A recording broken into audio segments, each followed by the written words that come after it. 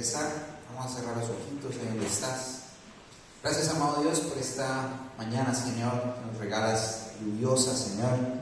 Sabemos que es necesario que las plantas también se refresquen, los animalitos, los pajaritos. Pedimos, Espíritu Santo de Dios, que nos guardes, que nos protejas, que nos bendigas, Señor. Entregamos esta palabra, Señor, en tus manos. Que sea tu poder, Señor, que sea tu gloria la que se manifieste en este lugar. Que podamos abrir nuestros ojos al entendimiento, Señor, a la sabiduría que emana, Señor, tu palabra. Gracias, Dios, gracias, Espíritu Santo, gracias, Señor Jesús. Amén. Bueno, mis hermanos, como bien saben, nos corresponde como siguiente parte de este seminario el anuncio de la gloriosa muerte de Jesucristo. Hoy vamos a hablar un poco sobre todo este proceso que vivió Jesús, esas angustias, esos dolores, ¿sí? De pronto, hoy quiero pedirles el favor que conecten con esa vivencia. Si de pronto para usted tiene un recuerdo de la película o tiene un recuerdo del video que vio de Jesús, sería bueno que tome como base eso para poder que entendamos de una manera un poco más textual, un poco más vivencial lo que sufrió nuestro Señor Jesús. Amén. Y para empezar, quiero hablar de las 4 consecuencias que existen a causa del pecado que merecemos nosotros los seres humanos. Y la primera de ellas es la muerte. A causa del pecado nosotros merecemos la muerte, tanto física como espiritual. ¿Listo? Como segunda parte, como segunda consecuencia, merecemos sufrir la ira de Dios. La pastora hoy estuvo hablando un poco de ese tema. Como tercera parte, merecemos estar separados de Dios. Así que toda persona que no está en Jesucristo es enemigo de Dios. Amén. La pastora también lo mencionó esta mañana. Y como cuarta consecuencia, merecemos estar esclavizados al pecado. Ahora, aquellos que no están en Cristo, ¿cuál vendría siendo el padre de ellos? El mismo enemigo, Satanás, ¿cierto? Entonces, a causa de ese pecado, tenemos 4 consecuencias. ¿Quién me las mencionó rápidamente? Muerte física y espiritual, la ira de Dios, merecemos estar separados de Dios, esclavizados al pecado. Exacto. O sea, pasémonos en un estado donde no ha enviado Dios a su Hijo Jesús. Eso es lo que merecemos. Amén. Todos estamos claros aquí. Ahora, ¿hay algún destino distinto a este para no sufrir las consecuencias?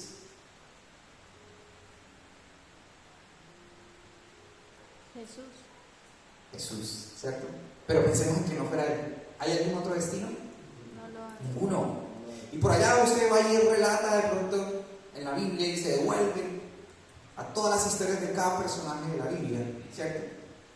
Y empieza a encontrar por allá historias de Noé, de Abraham, de Isaac, Salomón. Y uno diría, ellos son. Cuando íbamos en esos puntos, digamos, basemos en la historia. Vamos a ver la etapa de Noé, ¿sí? Entonces, nos vamos a hacer la historia de Noé, ¿sí? Y diría, ¿será que Noé es el Redentor, el que nos va a salvar? Cuando ya después te das cuenta, no, pues no es. Y volvemos otra vez y seguimos a Abraham, ¿sí? Y luego Isaac, uno diría Salomón, con tanta sabiduría que Dios le dio, ese va a ser el que nos va a salvar. Pero no. Y así sucesivamente vemos muchas de esas historias en las que de pronto el pueblo o las personas que están en torno dirían, este es el profeta, pero cuando ya después se dan cuenta, había pecado en ellos, ¿sí? Habían situaciones en las cuales entraban en rebelión o en rebeldía con Dios. Por eso, pues no podían ser llamados santos. Pero cuando hablamos de Jesús, hablamos de una persona pura, limpia, sin mancha, Y ahí es donde ya entra el convencimiento a nuestras vidas para entender que si hay un destino distinto para enfrentar estas consecuencias. Y cuando Jesús muere en la cruz, entonces también hay 4, ¿cierto?, situaciones que se presentan para contrarrestar esas 4 consecuencias que acabamos de ver. Amén. La primera de ellas, merecemos la muerte, ¿cierto?, dice la consecuencia.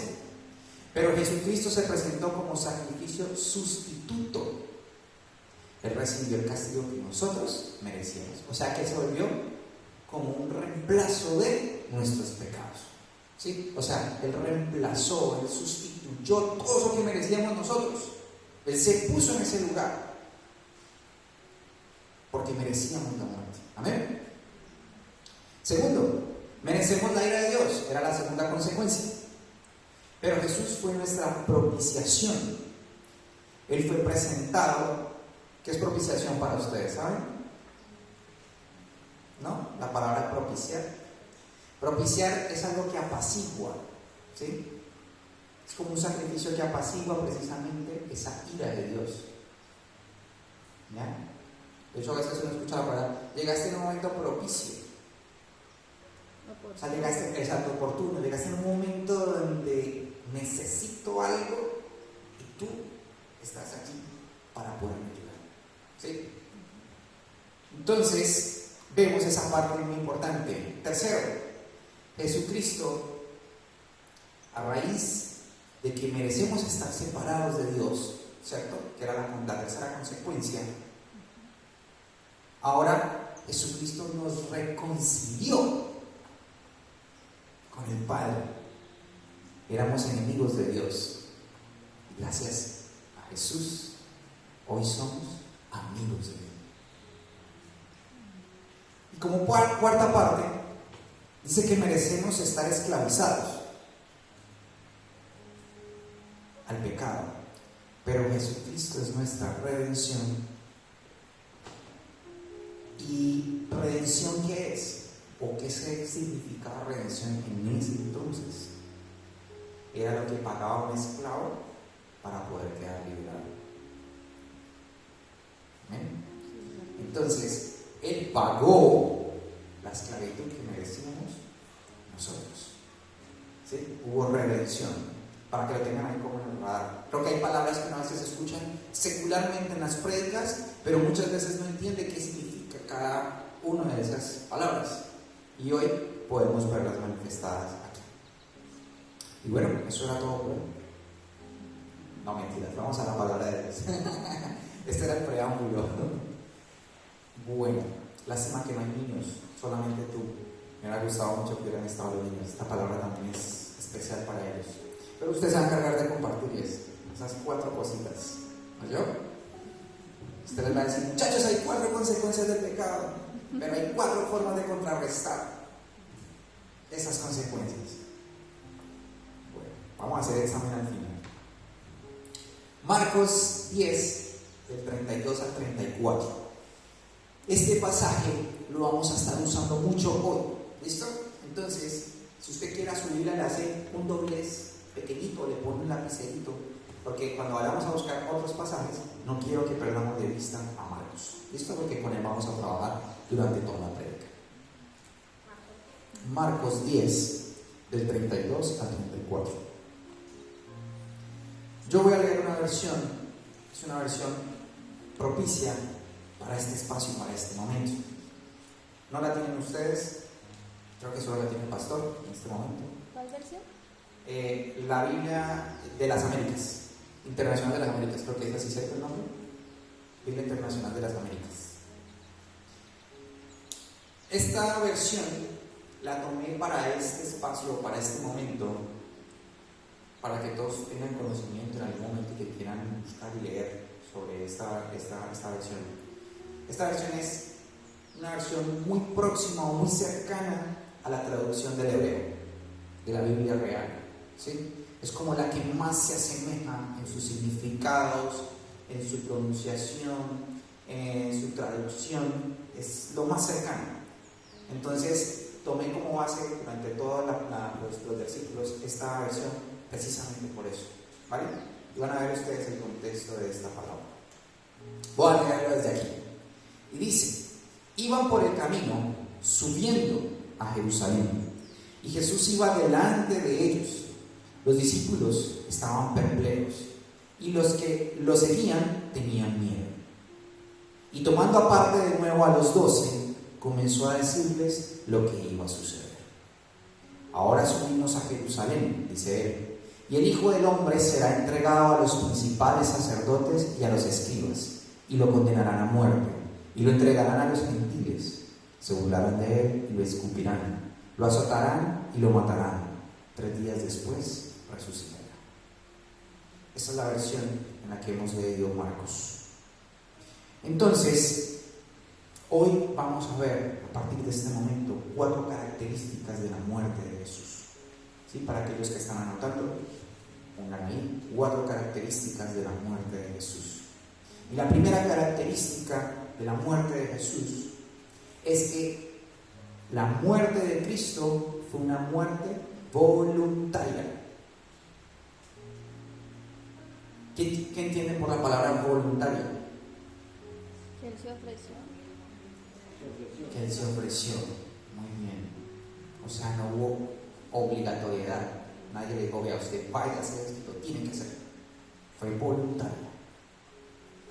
Vamos al pedacito de Marcos, al principio Marcos 10, ¿sí? Y dice, iban por el camino subiendo a Jerusalén, ¿sí?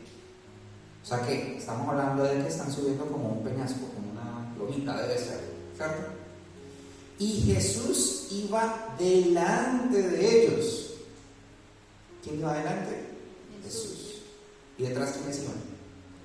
Los discípulos, y dice que también iban ¿quiénes? Unos seguidores. O sea, no estaban solos los discípulos con él, sino que había unos seguidores. Y vemos quién está delante. Si ustedes leen por ahí, y ahorita vamos a ahondar en esta parte, hay 2 avisos que ya había hecho Jesús previos de su muerte. Este es el tercero. O sea que ya estamos hablando de que es la proximidad literal ya a su muerte. Y aún así, ¿quién va adelante? Él. ¿Sí? Diciéndole, vengan acá, síganme, yo tengo el carácter para seguir adelante. Amén. Entonces, vemos a alguien diciéndole a Jesús, vea, haga, vaya, empujándolo. No, él es el que los está llevando antes a ellos, caminen. Él va decidido, él va de primero, él va dispuesto a cumplir lo que papá le pidió que hiciera. Vemos carácter fuerte. Vemos valentía. Recordemos que él era un ser humano. Así como usted y yo. Carne y hueso. Siente. Ahora, ¿cómo podemos nosotros saber que es un hombre verdadero? Básicamente, cuando vemos a Jesús con esa actitud, con esa postura, vemos a un hombre de verdad. Muchas veces, de pronto hasta nosotros los hombres, ¿sí?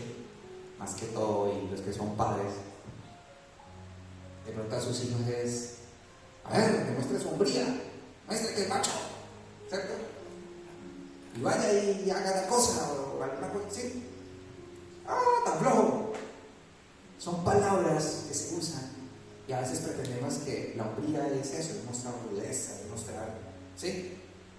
Y hoy vamos a conocer algo especial de que ser un verdadero hombre, Jesús nos enseña a conocerlo. Así que nosotros como hombres de esta tierra tenemos que cambiar ese pensamiento. ¿Amén? Y vamos ahí no vayan a perder porfa Marcos, pero ahí mismo en Marcos van a buscar Marcos capítulo 8, 31.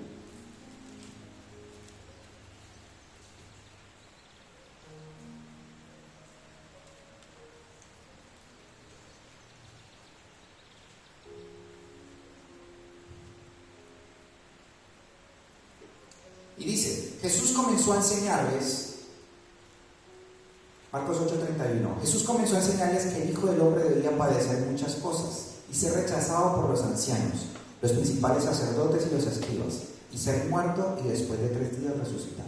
Ese es el primer aviso. Y vamos enseguida a Marcos 9:31. Ahí enseguida, Marcos 9:31.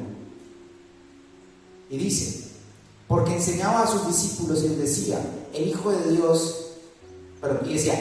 Hombre será entregado en manos de los hombres y lo matarán, y después del muerto a los 3 días resucitará. Segundo aviso. Y el tercero, el que acabamos de leer en Marcos 10. Entonces, vemos a un hombre que hace lo que tiene que hacer sin importar lo que viene. Amén.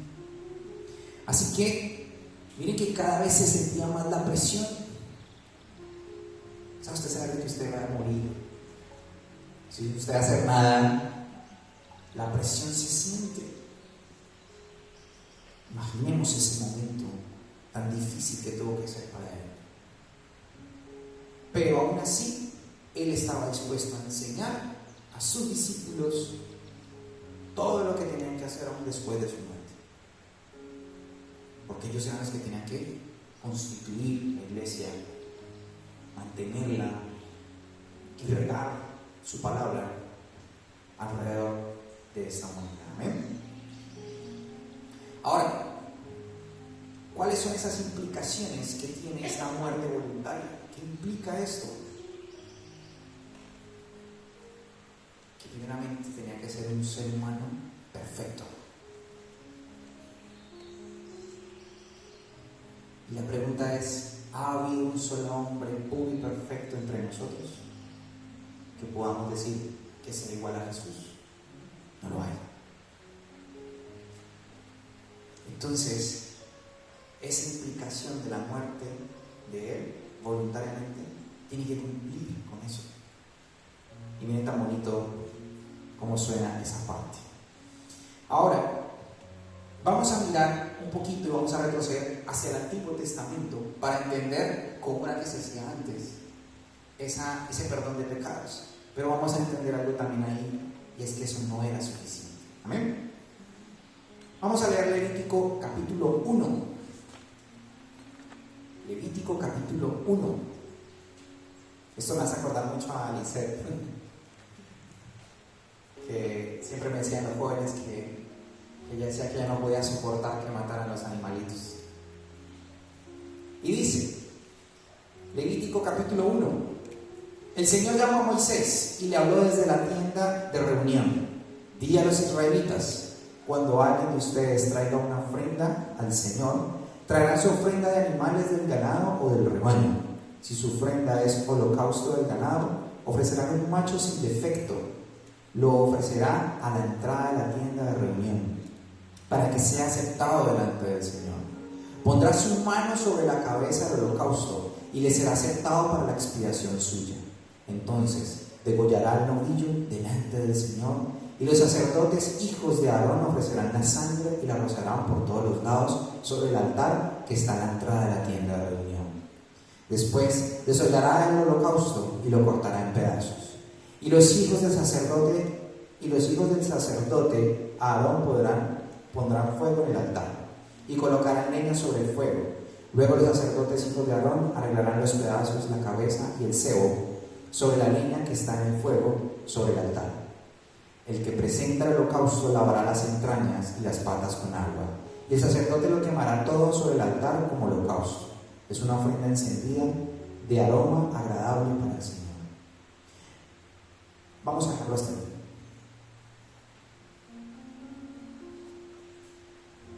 Vemos cómo aquí Dios habla con Moisés y le indica cómo debe de hacer la limpieza de esos pecados. Que cada vez que alguien fuera a hacer un holocausto, debía primero poner la mano sobre el animalito. Y esa indicación de la mano hacia el animalito es prácticamente decirle a Dios: este pecador está entregando, ¿sí?, todo su pecado a Él, para que Él muera por causa de lo que yo hice. Esa es la forma como se hacía antes. Pero ¿qué pasaba con esta forma? Tocaba estarla haciendo una y otra y otra y otra vez. O sea, ¿era definitiva? No, era constante. Entonces, podemos decir que los animalitos les llevaban el culto, a causa de nosotros. Y finalmente nunca hubo algo que dijera que ya quedaban limpios de por vida a través de ese sacrificio.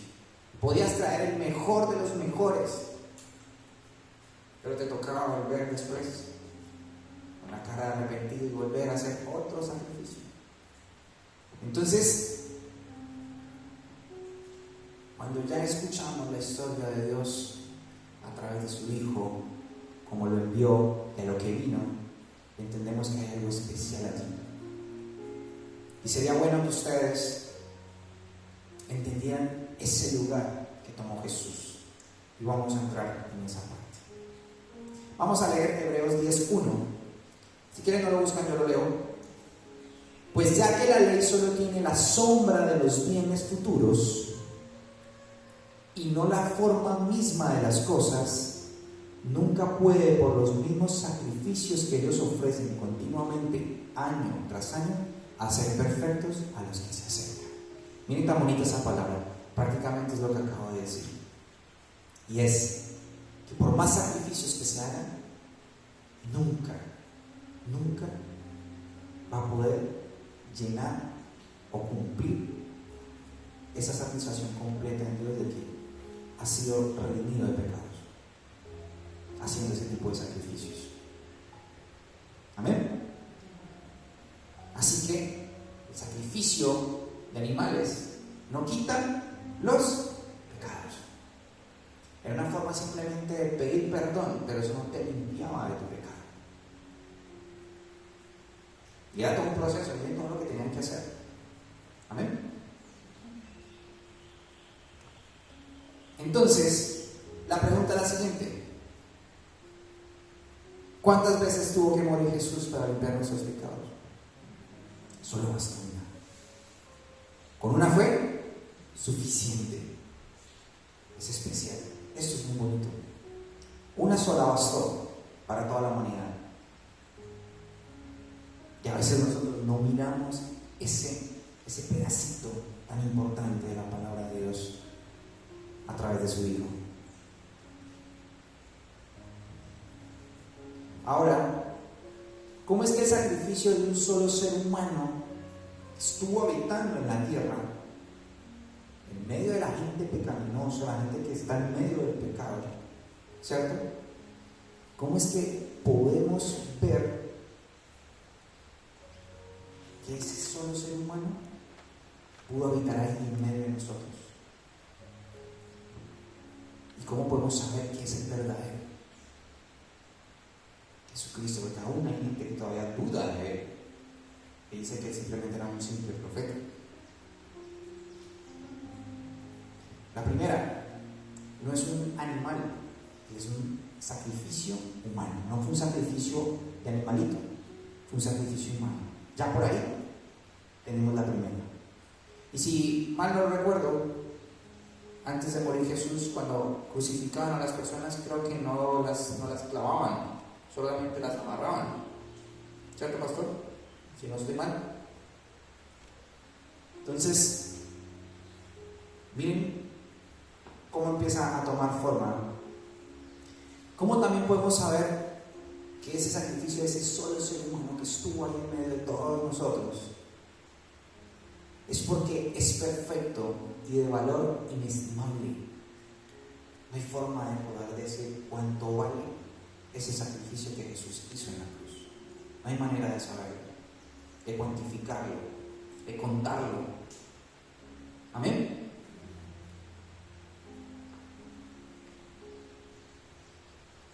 Ahora, pongamos un ejemplo, ¿sí? Y es, ¿por qué Jesús es la parte tan fundamental y tan completa y tan entera de todos nosotros? Pongamos el ejemplo en que usted conoce a alguien famoso. Llámese cantante, llámese un jugador de fútbol, bueno, de lo que sea. Y usted conoce a esa persona, ¿cierto? Y esa persona le dice a usted, por ejemplo, Antonio, ¿cómo me lleva? ¿Usted qué va a decir? ¿Ese famoso me conoce? Siente identidad, ¿cierto? Pero qué diferente es cuando le dicen buenas, muy buenas, ¿cómo están? Pues no hay reconocimiento. Si lo basamos en la palabra de Dios, el mismo Dios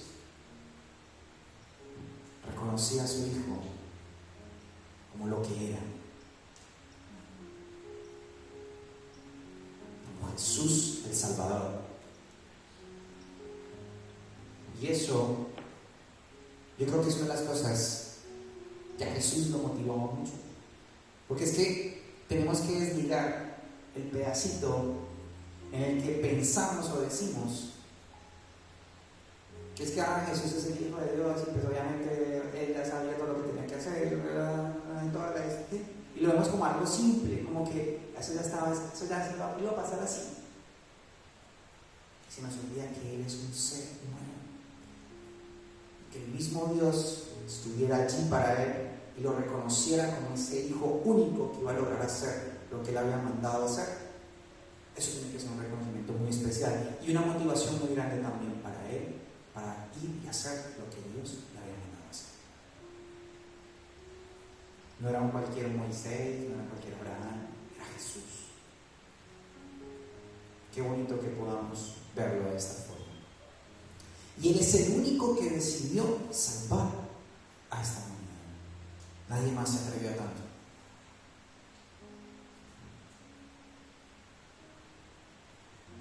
Entonces, hay otra parte importante que de pronto choca con algunas teologías, y es, si Jesús era el mismo Dios, aquí voy a hacer esa pregunta, ¿Jesús murió?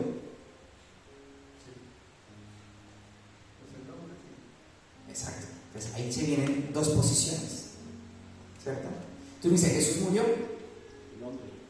Entonces muchos pueden decir, sí, Él murió.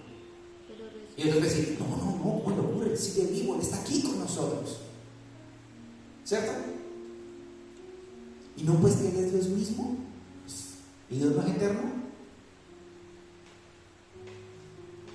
Ahora le hago una pregunta. Si Jesús es Dios, ¿era omnipresente? Porque Dios es omnipresente, ¿cierto? No. Entonces, ya les voy a explicar. Déjame hacer. ¿Sí? Hay dos posiciones, ¿sí? Y es la condición divina de Jesús y la condición humana. La condición humana de Jesús es la que muere físicamente, pero la condición divina de Jesús es la que espiritualmente está aquí con nosotros. Estamos aprendiendo. ¿Amén? A los que de pronto no lo tenían muy claro. Omnipresente, Dios es omnipresente, pero Jesús, en su condición humana, no podía estar en todos lados. Él solo estaba en el lugar donde se encontraba su cuerpo, allí. Y eso es importante que lo tengamos en cuenta, pero que finalmente cumple con características especiales. Y por eso me he explicado ahorita mucho de que tratemos de dejar de ver a Jesús, sí, en la parte divina no hay forma de describirlo, pero en la parte humana recuerde que siente igual que ustedes. Amén. Vamos a leer Juan 10 del 17 al 18 y dice: por eso el Padre me ama, porque yo doy mi vida para tomarla de nuevo. Nadie me la quita, sino que yo la doy de mi propia voluntad. Tengo autoridad para darla y tengo autoridad para tomarla de nuevo. este mandamiento recibí de mi Padre. Juan 10, 17 al 18. Juan 10, 17 al 18. Así que eres sacerdote y al mismo tiempo es ofrenda. Ahí lo está diciendo claramente la palabra de Dios. Amén. Ahora, ¿ustedes no creen que esto no nos tiene que llevar a glorificar su nombre, a exaltar su nombre? Él merece que hagamos eso. Segunda condición,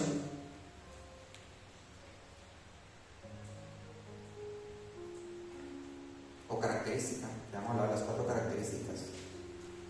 Segunda característica de la muerte. Dice, la muerte de Cristo fue una muerte vergonzosa. La primera era voluntaria. La muerte de Cristo fue una muerte vergonzosa. Volvamos a Marcos 10, 32, 34, el que dije que no perdieron. Y vamos a leer ese pedacito, ¿sí? Donde dice, ahora subimos, el 33, ahora subimos a Jerusalén y el Hijo del Hombre será entregado a los principales sacerdotes y los escribas, y lo condenarán a muerte y lo entregarán a los gentiles. Se burlarán de él y le escupirán. Vamos a ver. La muerte de Cristo fue una muerte vergonzosa. Es tremendo lo que tiene que sufrir. Y en Marcos 15, 16, anótelo y no lo busque, yo se lo leo. Dice, entonces los soldados llevaron a Jesús dentro del palacio, es decir, al pretorio, y convocaron a toda la tropa romana. Lo vistieron de púrpura y después de tejer una corona de espinas, se la pusieron. Primera burla. Y comenzaron a gritar, ¡salve, rey de los judíos! Segunda burla. Le golpeaban la cabeza con una caña y le escupían. Y poniéndose de rodillas, le hacían reverencias. Tercera burla. Después de haberse burlado de Jesús, le quitaron el manto de púrpura y le pusieron sus ropas y lo sacaron para que fuera crucificado.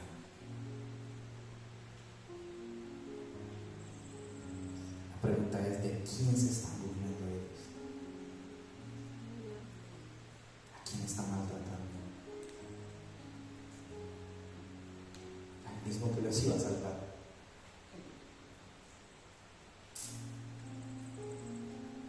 Esto tuvo que soportar Jesús por nosotros. Yo creo que esta es la humillación más grande que un ser humano en la tierra ha podido tener. Que usted salga en peloto de aquí para allá, de vergüenza, créanme que eso es mínimo a lo que Jesús tuvo que padecer. Que se te estén riendo en la cara sin tu poder defenderte y decir ni una sola palabra. La humillación, yo le puse así a este resumen de este pedazo de la muerte de Cristo, fue vergonzosa. Le puse como la humillación más grande a causa del amor más grande que Él nos tiene. Tercera característica.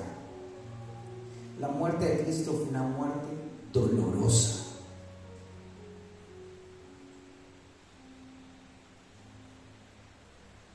La muerte de Cristo fue una muerte dolorosa.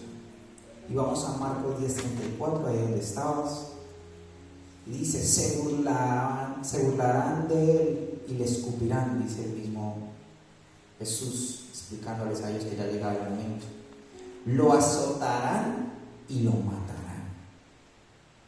Que de sus labios salgan esas palabras sabiendo lo que iba a suceder. Una cosa es que usted lo maten desprevenido. Y ya, lo mataron. cosa es saber que de usted se van a burlar, a usted lo van a escupir, a usted lo van a azotar y después lo van a matar. Y tener claro que eso es lo que usted va a sufrir, lo que va a vivir de aquí en adelante. Eso es muy diferente.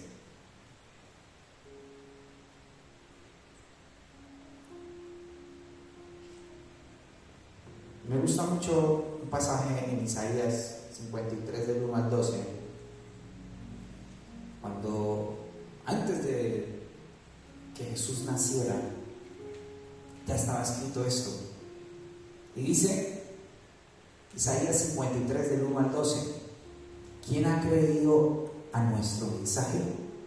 ¿A quién se le ha revelado el brazo del Señor? Creció delante de él como renuevo tierno, como raíz de tierra seca.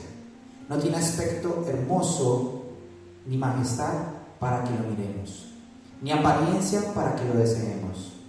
Fue despreciado y desechado de los hombres, varón de dolores y experimentado en aflicción, y como uno de quien los hombres esconde el rostro. Fue despreciado y no lo estimamos. Ciertamente Él llevó nuestras enfermedades y cargó con nuestros dolores. Con todos nosotros lo tuvimos por azotado, por herido de Dios y afligido. Pero Él fue herido por nuestras transgresiones, molido por nuestras iniquidades. El castigo por nuestra paz cayó sobre Él, y por sus heridas hemos sido sanados.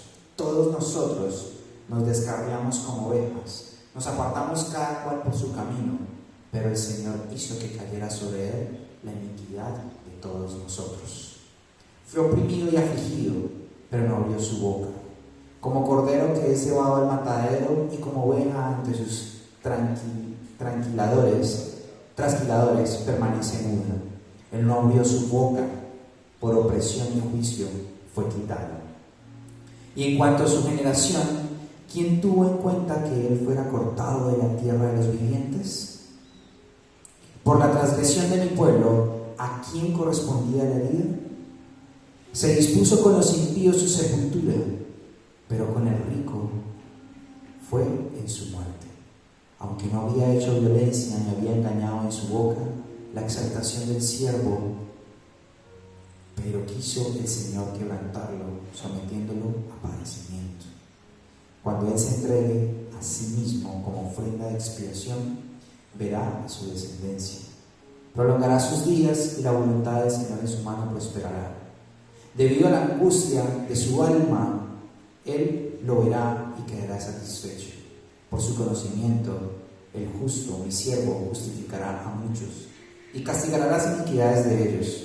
Por tanto, yo le daré mi parte con los grandes, y con los fuertes repartirá despojos, porque derramó su alma hasta la muerte, y con transgresores fue contado. Llevó el pecado de muchos e intercedió por los transgresores. Esto pasó porque usted y yo pecamos.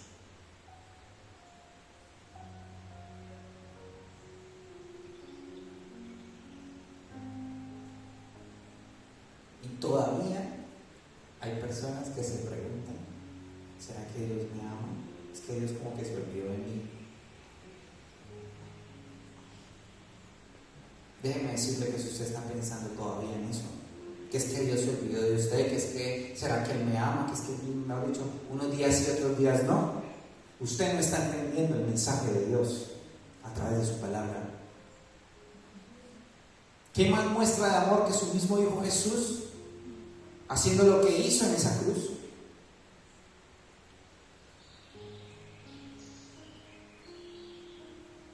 Y seguimos dudando de si Dios nos ama.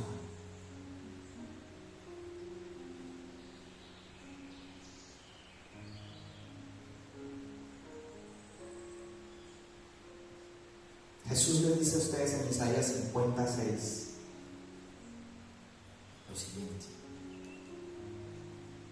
ofrecí mi espalda a los que me herían, y mis mejillas a los que me arrancaban la barba. No escondí mi rostro de injurias y salivazos.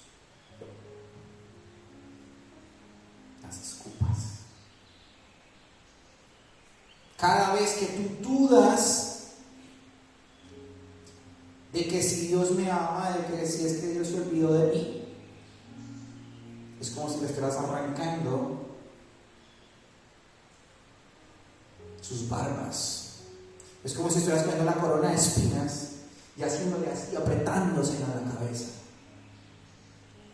Cada vez que tú dudas, es como si estuvieras escupiendo su rostro, diciéndole no te creo lo que hiciste allá.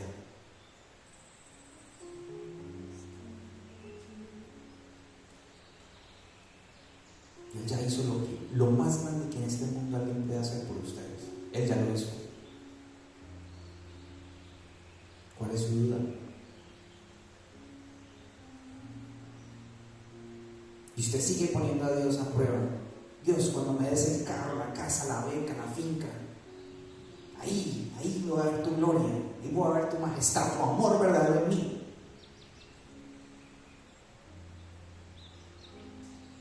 Vuelve a Dios, está tan equivocado. Ya lo hizo. No hay riqueza humana que pueda comparar eso que le entregó a usted. Y usted no merece, ni yo tampoco. Y aparte de todo, no lo da gratis.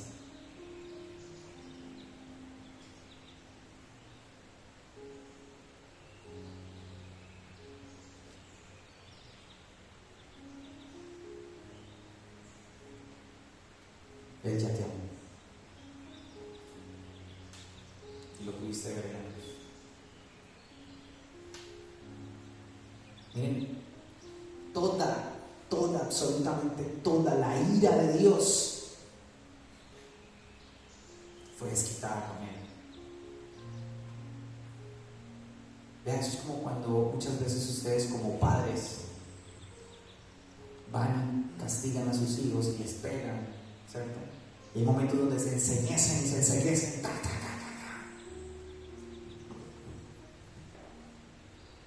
Visualice eso con Dios. Eso fue lo que hizo Dios. Toda su ira,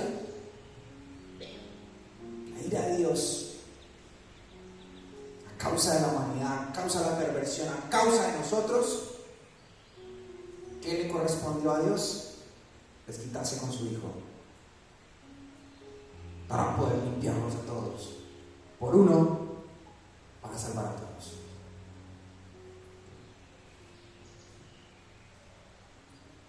Y es que yo no sé, pero sentir que te estén dando latigazos, que te estén arrancando la carne,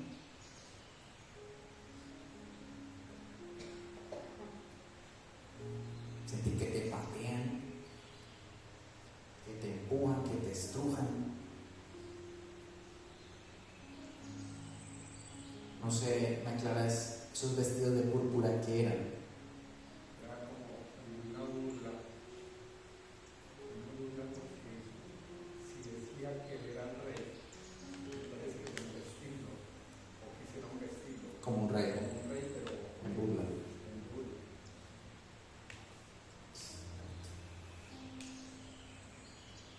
Duro. Padre, comenzaba. Jesús no solo pagó la deuda de cada uno de nosotros. Cuando uno paga la deuda es porque quedan ceros.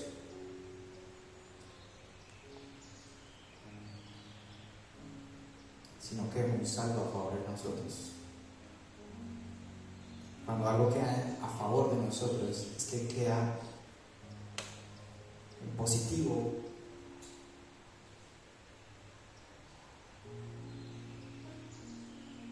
¿Y saben por qué queda saldo a favor de nosotros?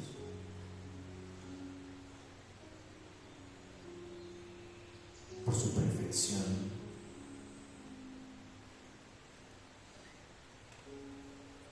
Cuando usted cree y se ha arrepentido de sus pecados y cree en Jesucristo,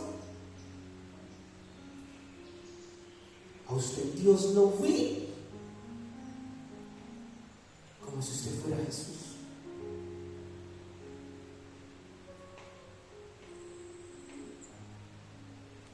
Yo no sé si usted está entendiendo lo que yo le estoy diciendo en este momento, o Dios le está diciendo en este momento.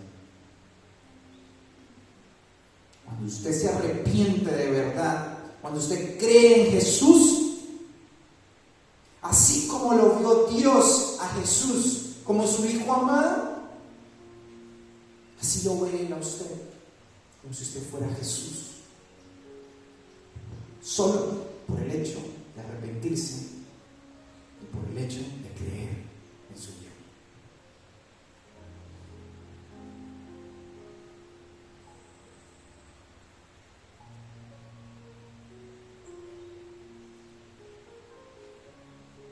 Y ahí es cuando Él dice: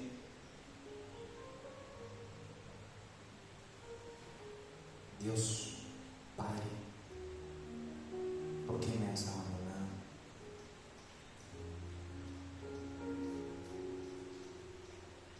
Y lo dejó solo. Hubo un silencio de parte de Dios durante todo ese proceso. Fue un silencio que quizás para Él fue largo, fue extenso, duró mucho.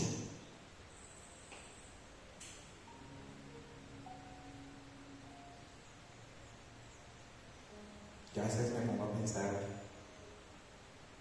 cómo se podía morder los labios, por así decirlo, visualmente Dios, viendo a su Hijo de esa forma, sin poder decirle nada.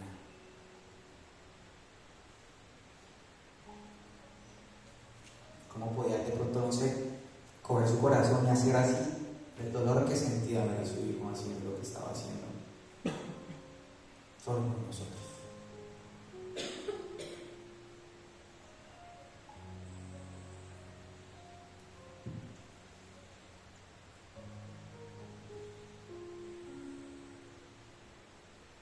Y aún así dice: ofrecí mi espalda a los que me herían y mis mejillas a los que me arrancaban la barba.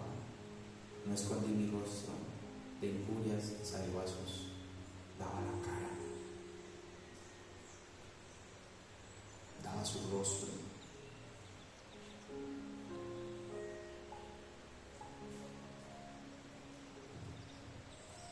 La muerte de Cristo, como cuarta característica, fue una muerte gloriosa. La muerte de Cristo fue una muerte gloriosa. Y volvamos a Marcos 10:34. Y dice: se burlarán de él y le escupirán y lo azotarán y lo matarán. Pero mira lo que dice al final: 3 días después resucitará. Él ya sabía y tenía el convencimiento de eso. Nunca dice: y posiblemente resucite. Siendo humano, no lo dudó. Y al tercer día resucitará. Lo declaró.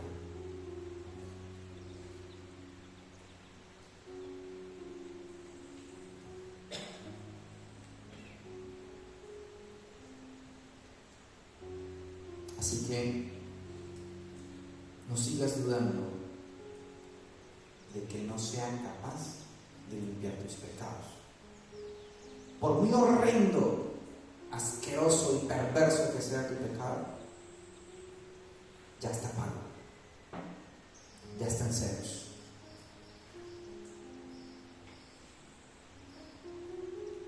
Ay, no, es que ese pecado que yo cometí, no, Dios nunca me va a perdonar esto. Ya lo hizo, incluso antes de que lo cometieras. Ya lo hizo. Pero arrepiéntete y apártate de lo que te separa de Jesús. Y entiende que la única fuente de perdón y redención es Él. No hay más. No hay otra cosa, no hay sacrificio, no hay diezmo, no hay ofrenda que pueda limpiar eso.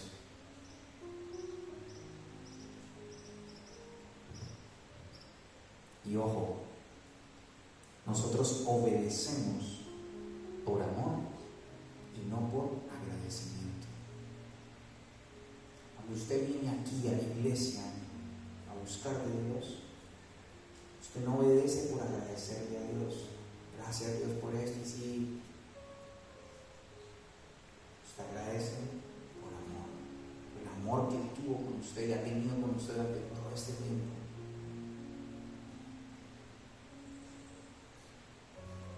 Yo lo bendiga.